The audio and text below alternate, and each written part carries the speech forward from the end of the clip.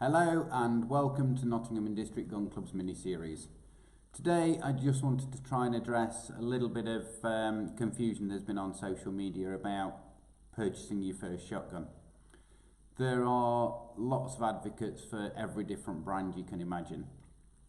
I personally shoot a Beretta for one discipline and I shoot a Maruku for another discipline, but that's not to say that there aren't lots of other fantastic brands out there. Obviously there's such as Browning, you've then got Lincolns and so on and so forth. But that really isn't the important question to be asking. That is personal choice, and that is down to a little bit of brand loyalty. So the main thing I want people to look at when they're purchasing the first gun is what's going to be right for them. Your best scenario is to go to a reputable gun shop or a reputable shooting ground that has a gun shop on site and to try different guns. Now obviously you can't try new ones, but second-hand ones are you're more than able and welcome to go out and try different types. It very much is going to depend on your size, your build, your strength and so on and so forth. So it's not necessarily the brand that you want to be looking for, although obviously some are better than others. But that very much depends on your budget and where you are in the market, what level you're at for starting. The main thing I wanted to talk to you today about was to be very aware of what is going to be the best gun for you when you're starting off in the sport of clay shooting.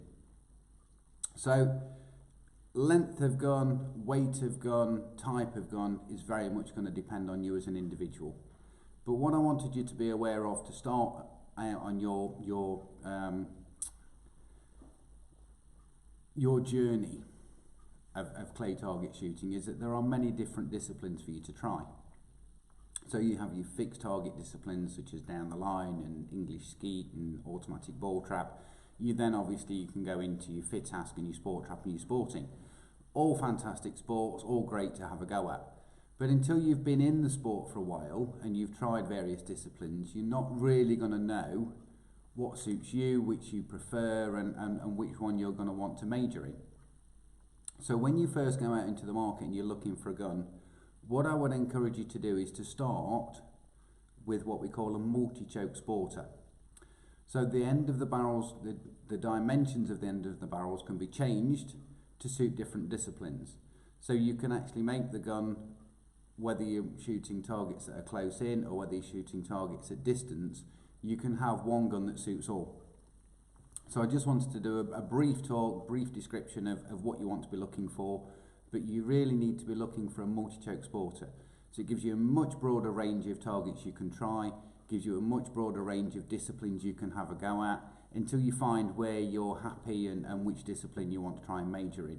And if you don't want to major in any discipline and you want to just go and shoot a little bit of everything, that's absolutely fine, and that's what an awful lot of us do. We have a discipline we major in, but we like to go and try all the others and just have a bit of fun and social time with friends as well. So when you're looking for a multi-choke, basically in the end of the barrel, you've got a set of chokes that insert into the end of the barrel. So what you'll see is I've just dropped a key into the end of this, and I'm just going to screw the choke out that's in. So that can then be changed. So you're changing the diameter of the end of the barrel. So on a standard gun you'll get a set of 5, and each one of these is slightly thicker. So they restrict or constrict the end of the barrel, which means that the shot pattern then leaves the barrel as a tighter pattern, which therefore means it can travel further. Now to explain that in very, very simple terms, if you imagine that you're sat in a room and you're sat at the front of the room and I get a glass of water and I throw that water at you, I would literally cover you from head to toe because the water will disperse very quickly from a very open-ended chamber. If you're sat in the middle of the room and I throw a glass of water at you, the water would disperse that quickly that it might wet you from the knees down. So if you were sat in the middle of the room, I'd probably get a 2-litre bottle with a much tighter restricted neck, and I would squeeze that, and that would potentially wet you from head to toe if you were sat in the middle of the room, because that water will travel further because of the restriction of the top of the bottle. But if you were sat at the back of the room, then that 2-litre bottle is not going to reach you. Again, we're back to wetting you from the knees down. So I would probably use a squeezy washing up liquid bottle. Again, we've restricted that neck much tighter, so it's going to force that water to travel much further. That's exactly what a choking system in a shotgun does. So it restricts the end of the barrel, each one makes it tighter and tighter and tighter, which means it pushes the lead further out of the gun, travelling a much further distance, which means you can shoot a far more variety of different targets. So you can shoot your down the line disciplines, you can shoot your skeet disciplines. Skeet are much closer in, you would put more open chokes in. Down the line your targets are further away, you would put tighter chokes in. I'm sure you get to see where I'm going with this. But when you're starting out, you're on that road for looking for your first gun, you need to find a gun that fits. That's absolutely paramount. Something that's going to be of the right length, the right weight, and that fits you personally. Any good gun shop should be able to help you with that.